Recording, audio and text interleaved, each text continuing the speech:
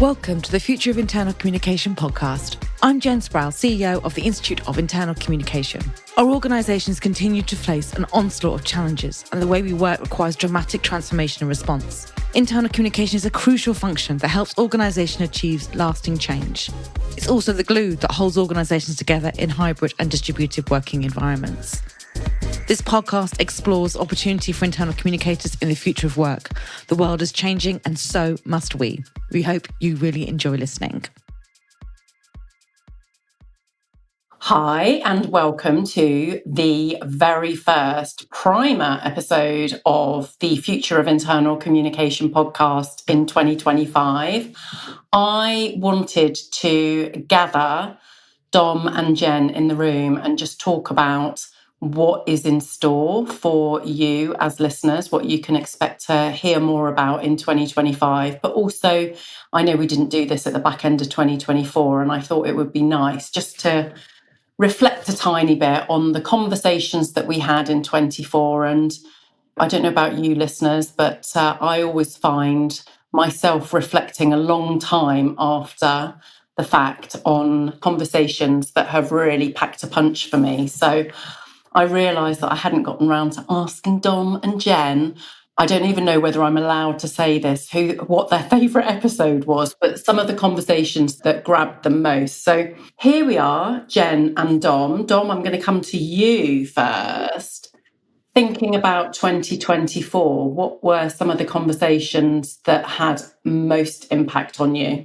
Well, having looked back at what we did last year, there was obviously a huge amount of stuff which I thought was very helpful. But if I had to boil it down to three, let me start with that. First of all, we talked with the journalist James Ball, and that was sort of the middle of last year. And I thought that was a really good conversation because he's not an internal communication specialist, but a lot of what he said, and he's done lots of investigative journalism, and he was talking about authenticity and trust.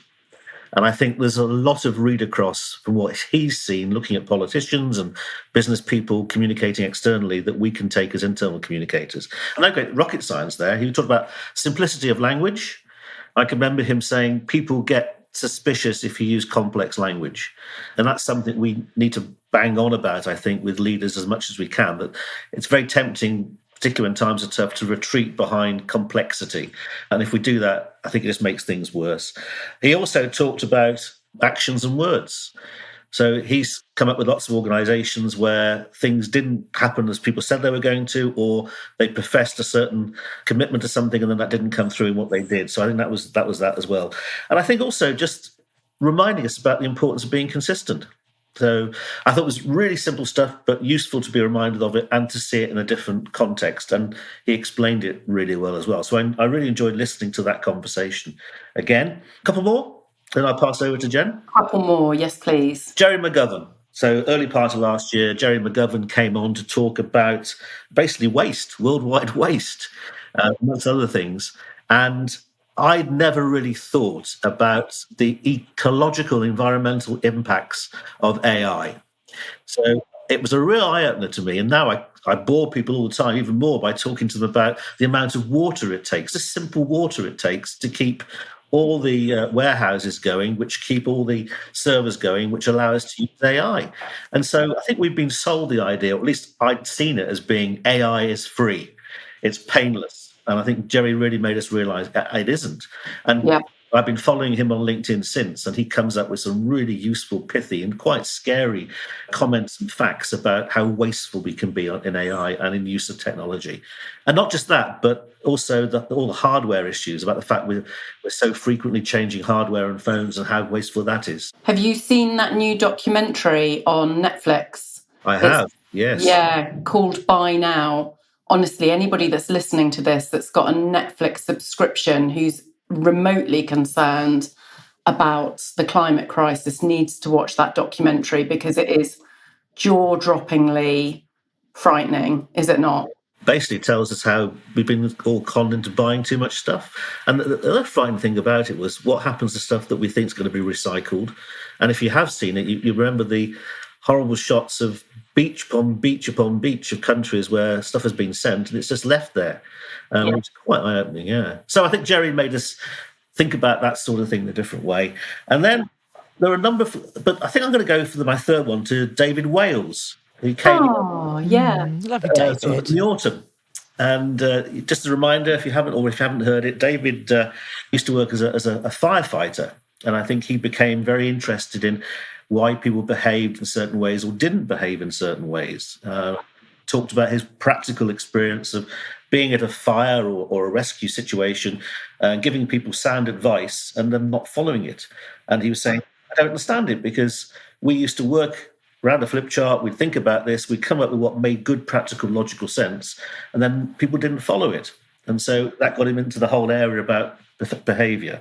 So I think that was very interesting. And again, what came through for me from that was it's about consulting, not making assumptions, understanding about your audience, thinking about the circumstances they're in, being able to empathise with that, and having a conversation rather than simply going in and issuing orders. So I think that came through in all those three, actually, the importance of dialogue and conversation. My wrap for you. Yeah, you just recapping on David Wales, I think for me, immediately, that topic is translatable into the ongoing debacle around hybrid work and where people should work from. And I think it's exactly to your point, the reason why organizations are failing to get it right is because they are not engaging in deliberative dialogue or listening exercises to understand what people want. But it's not singularly about what people want, is it, either? It's also about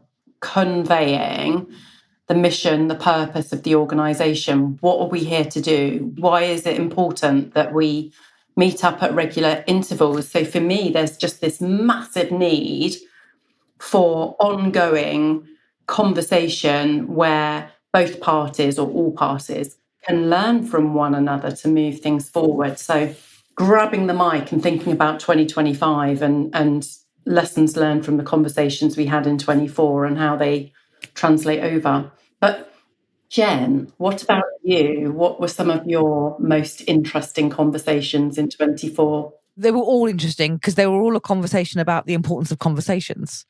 And that was just a sort of thread that bore out through the entire year. And it always sort of continued to come back to that.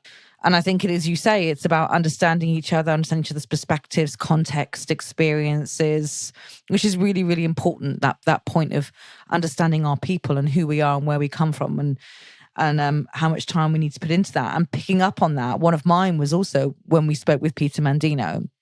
And I'm sure he's not the only, but he's the first gentleman I've spoken to that actually has a PhD in understanding the business value of human connection. And I think that that's something that, you know, we talk about the value and the importance of, in IoIC, we say we're here to create an informed and connected and purposeful workforce to drive organizational success. But when we get to that point, we can get very into, well, how we inform and have the message been open and read. But actually, we need to place that ring fence value around how we design connection into our workplaces beyond just let's have a staff away day and get together. It needs to be intrinsically designed into every point. And if you do that, the business value is immense. So it creates, of course, the emotional connection you would hope to, but it also supports that exchange of intellect, that exchange of information, us feeling part of something. And we all know as internal communicators that is our job. But actually to say beyond sending out the information, the informative piece, this is also what we're here to design and it has a business value, I think is really important. And I think it's really important to our case as a professional community that we're beyond just sending out information. We're about how you design connectivity for business value. And I think there's lots more to come in that conversation this year as well. Yeah, and it's great, isn't it, to finally see academic rigour being applied to areas that I think some corners of the business community might have besmirched as soft and fluffy in days gone by. I think, bring this academic rigour in. It's the art and the science combined, isn't it? Which we talk about. Yeah, love it. And just to come back to this thing, because often we talk about conversations, and you can see some senior people looking at you a bit askance and thinking, as you say, this is a bit soft and fluffy. Just picking up what Jen was saying, there's some things that the academic rigor and the conversations we had helped to frame. I mean, first of all, it's about conversation, but conversation for a purpose. There has to be a reason for the conversation. It's not just about having a chit chat, although sometimes that's valuable as well to bring people together. I think the second thing about it was the importance of structure. So you need to understand why you're consulting with people and what's given, what they can change and what they can't. And I think the third thing, which I came from that, was conversation is not about consensus, because often if you try and achieve consensus of everybody agreeing, you won't get anywhere. But it's about helping people make sense of stuff, understand it, and see what their responsibilities are. I think those are the key things. So if anything, in this coming year, if we can start to think about how we as a profession can make conversation a business enabler, with structure, with being intentional, being focused, I think that would be a big win. Yeah, I absolutely agree. Do you want another one then, based off that? Which I think, Yeah, I think you do. Yeah, you're not getting off that lightly. We would never be getting off lightly in this podcast group, would we? I think the next one, which kind of builds on it as well, but it was the conversation we had with Deborah Sobel about sustainability. Now, we've talked a lot about sustainability. It's one of the key trends that we will continue to monitor this year, and obviously how the landscape's evolved from CSR to ESG to sustainability and to ethics and all that encompasses. But for me, what Deborah really well articulated was actually there is going to be more demand on organisations from a legislative point of view next year. And actually, as a professional community, we don't need to be scientists or understand data, but we need to understand what's going on in that space. And I think it opens up, for me, a massive opportunity for our profession to be a resource, to be a guide, to be a support. Because fundamentally, if organisations are going to meet the requirements they have, but also just do good, alongside the rise of activism, where you're going to be called more into question, what you say and what you do is going to be called more into question, whether that's about climate action, just about being an ethical organisation and a responsible organisation. We need to help organisations socialise that internally and see that embedded in and see that put through. And we're seeing the rise of sustainability roles in organisations. And what Deborah was talking is they are crying out for communication support. This is where the technical and the communication skill sets could be a great combined force.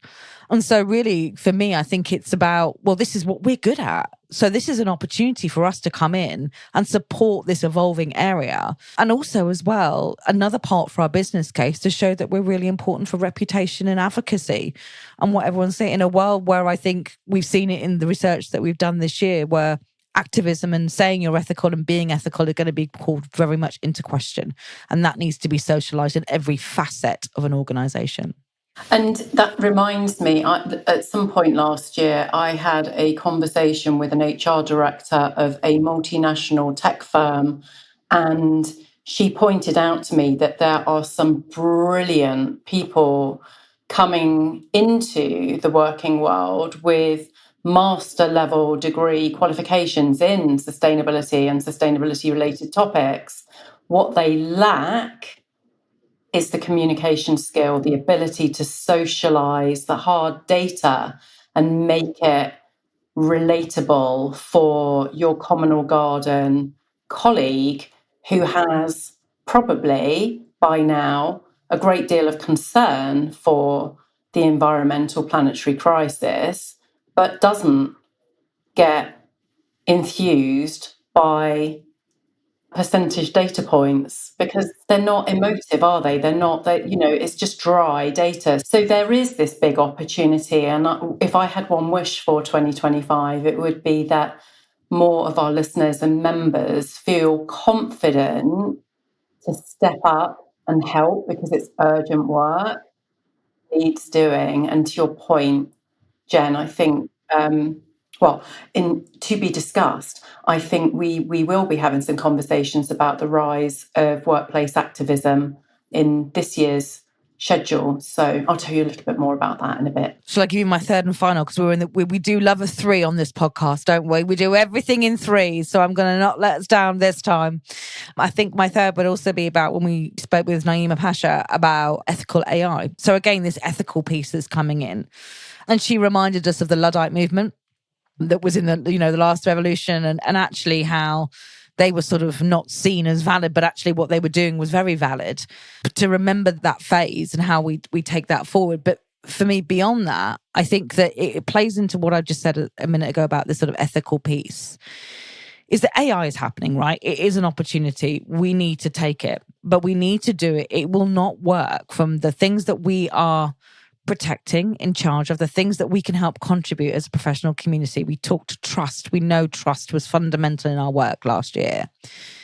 We need to be really, really considerate of the unintended consequences of AI. It needs to have human layer. It needs to not undo the work that this professional community has done to create trust and values and mission and vision and inclusivity and accessibility. We have to embrace it, and we should embrace it.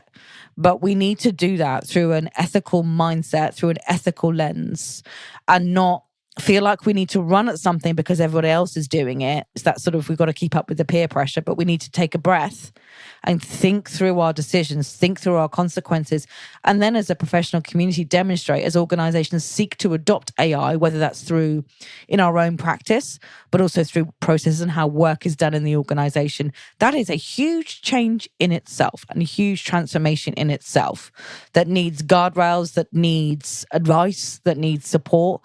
Again, for me, it's another big opportunity for our profession to provide that sort of conscience, I think, and that ethical lens as we approach it. Yeah. And I would just dovetail onto that just to say, because that was an illuminating conversation, but if anybody missed the episode that we recorded with Roger Steer, which was all about ethics, go and listen to that episode as well, because he gave a brilliant explainer as to the importance of the role of ethics in business. So, Kat, you've heard our top three, I suppose, if you like. I know it's hard to choose. There were so many excellent conversations, but what would you put towards the top of your favourite list? Ooh. And yeah, it's hard because obviously I take care of inviting all the guests on, so I don't want to offend anybody. And you've both been very diligent and given three, and I've got four written down that I'm really going to struggle with. So I'm going to break the mold and I'm going to go with four. So I loved the conversation that we had with Ellen van Oosten about helping people change. I think it was a game changer because all too often organisations think about transformation as some kind of linear Gantt chart process that is so entirely dehumanised.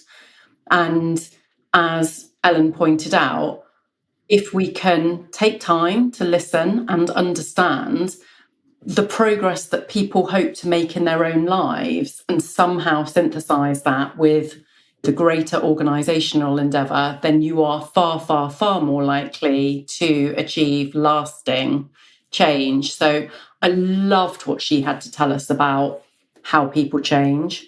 I know that you guys weren't around for this, so I felt like I was the spoiled child, but I had such a delightful conversation with Tracy Camilleri. She was the co-author of the book, The Social Brain, and she and I had a brilliant conversation about team dynamics and the role of conversation and communication in optimal team dynamics. That was a good one for me.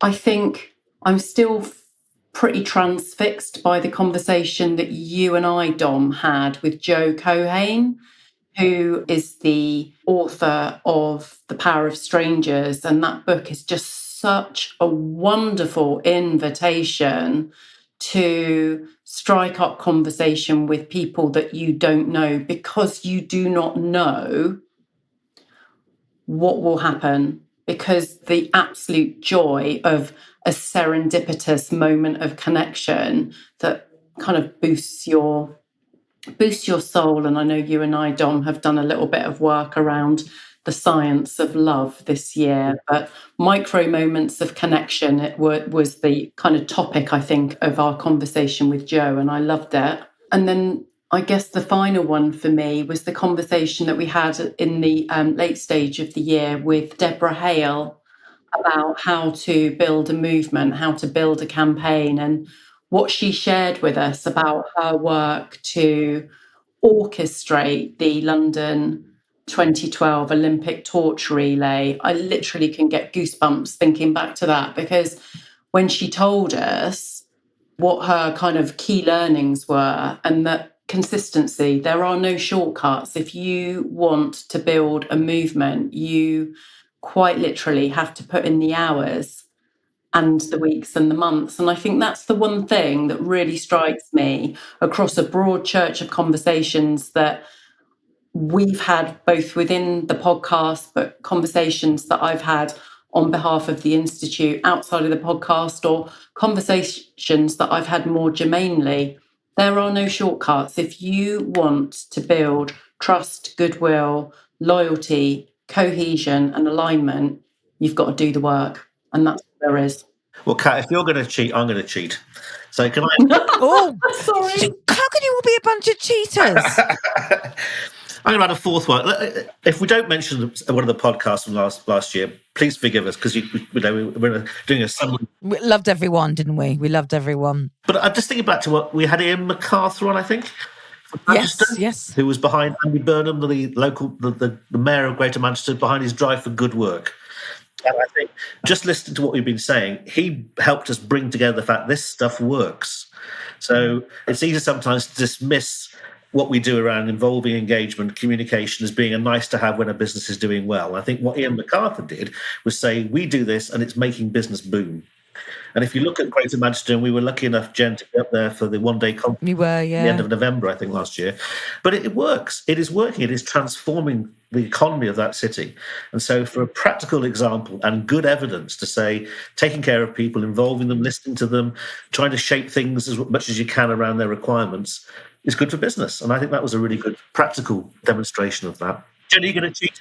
Am I going to cheat? No, I've always been a very rule-abiding individual, so not to throw any shade on any of you, Right? But I think as well, if I was going to cheat, I would bring in actually the chat we have with Susanna about the Index 24, which I think brings together that evidence piece. And we talked about how in the evidence we need more feedback. People want more listening. They want to be activism. They want honesty. They want clarity. So if you like, it's kind of, the podcast is a beautiful marriage. That one is of all our other podcasts to say, well, there's the evidence and there's the answers. And I think that your point, isn't it? There's no shortcuts. We need to present. This is hard, consistent, deep, long-term work that cannot be shortcutted in any way if they want to get the optimal outcome to really, really make it something that's going to make a difference. And I think that with all of this evidence and all of these pieces and all of this extra body of work going in, we've never had as a professional community, an opportunity to make a case as strongly as we did at the end of 2024, which we can take into this year. Well, what a beautiful segue, because my next question is going to be exactly on what we can expect from the podcast in 2025. Now, Jen, you're the Chief Executive of the IoIC, and Dom, President-elect, from May, you will be the President of the IoIC. And I know that both of you have taken your role as chief listener seriously, because you fed back to me some of the topics and themes that you would like the podcast to focus on in 2025. So can you tell our listeners what they can expect to hear more about on the podcast in 2025, please? What have you been hearing from your key stakeholders?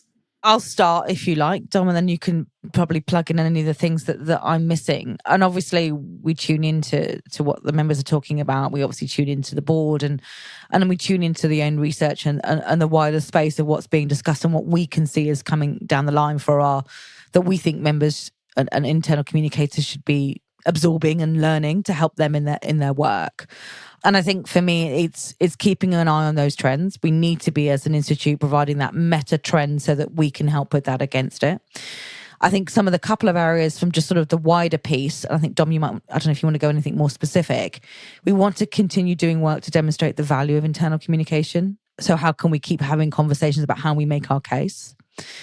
And we've also heard that I think that, we recognise it's a tough economic environment. It's a tough jobs market at the moment. It's tough to work at the moment. Working is hard for any individual. I don't think anyone in my personal or professional life that's finding work ends meet a joyful experience. But we recognise as an institute there's more we need to uncover in terms of where are we as careers, where are we in our skills in the context of the future, and how we're experiencing that and burnout. So we want to take more of a look at that. So I think those are sort of the meta areas, our value, but also what's going on for us as a profession internally and how we can take these opportunities and these skills forward.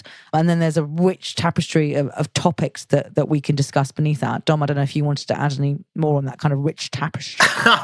I think you've painted that tapestry. That's not right, is it? You've woven that tapestry. That's it, yeah. But I think just a few things. I mean, one thing that's come through very loud and clear, particularly end of last year, is uncertainty.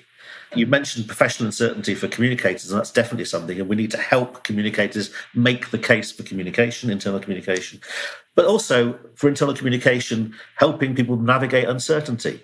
So internal communication has a unique position where we can provide continuity, consistency, we can reinforce key messages, we can give some sort of security to people. So I think we need to be focusing on that over the coming year. I think there's going to be a lot of pressure upon, well, there has been in 24, and there will continue to be economic pressure upon internal communication functions. We're still quite exposed. We shouldn't be what we are. So therefore, how can we make the case and make sure that we're tuned into the business requirements or the organisation requirements, I think. But notwithstanding all that, I still think we're going to be focusing on culture. Kat has spoken already. There's going to be increased pressure about return to work, and that is a catalyst, I think, for cultural disagreements between people who run an organisation who want to do it in a certain way and people who work there. And I think that's an opportunity for communication in bringing the two together, as we were talking about earlier, having those conversations, helping each side understand each other and finding a way forward from that. So I think we're going to be incredibly involved with doing that. So conversation is going to be important. The way leadership behaves is going to be important, and how we demonstrate our value as well. So that's what we're going to be helping people do as a professional body. And just to sort of dovetail that, I think this whole topic of the future where of work and return to office mandates and so on, I was talking with somebody just this morning who was sharing an anecdote about a company that she's done some work with, where they have used the pandemic to recruit nationally. The statement was, we are no longer location-based. We can hire from anywhere in the country, which opens up our talent pipeline considerably. And now they are asking those people that they hired with a work from anywhere mindset to relocate to their headquarters. And so for me, immediately, I perceive a trust issue.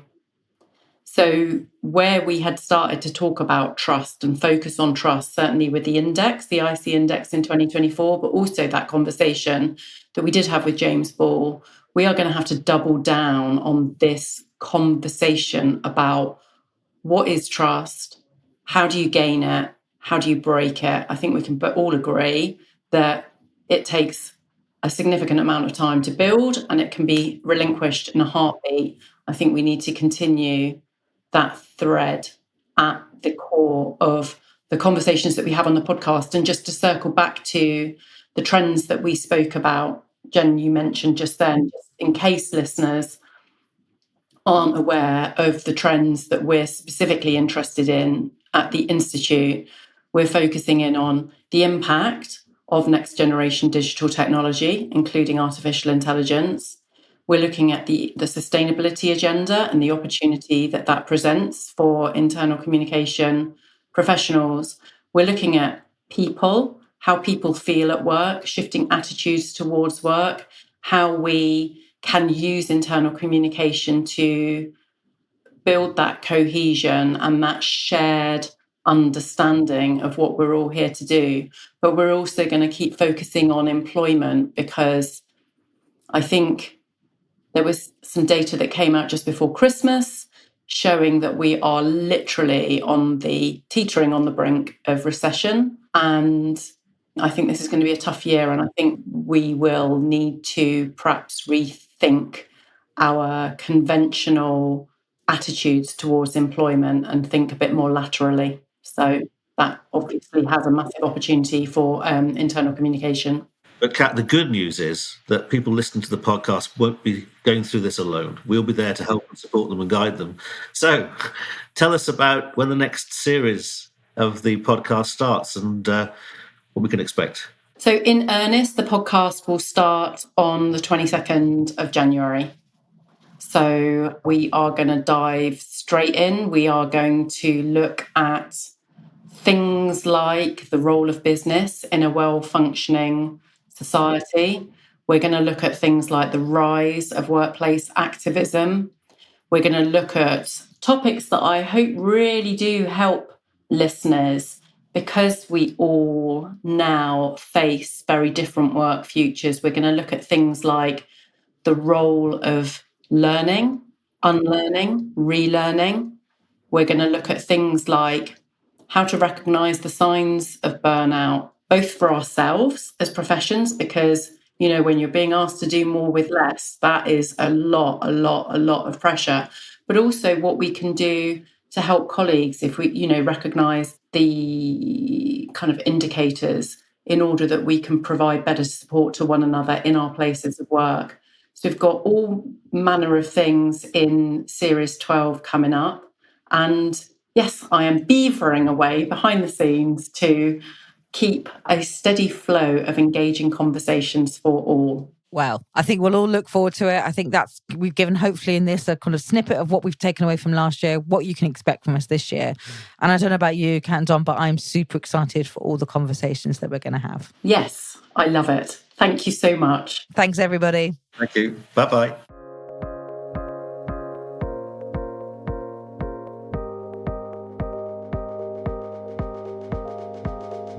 We hope you've enjoyed this podcast episode. If you have, please like it and share it on your preferred digital channels. Help us spread the word to build a better, more connected and inclusive future of work.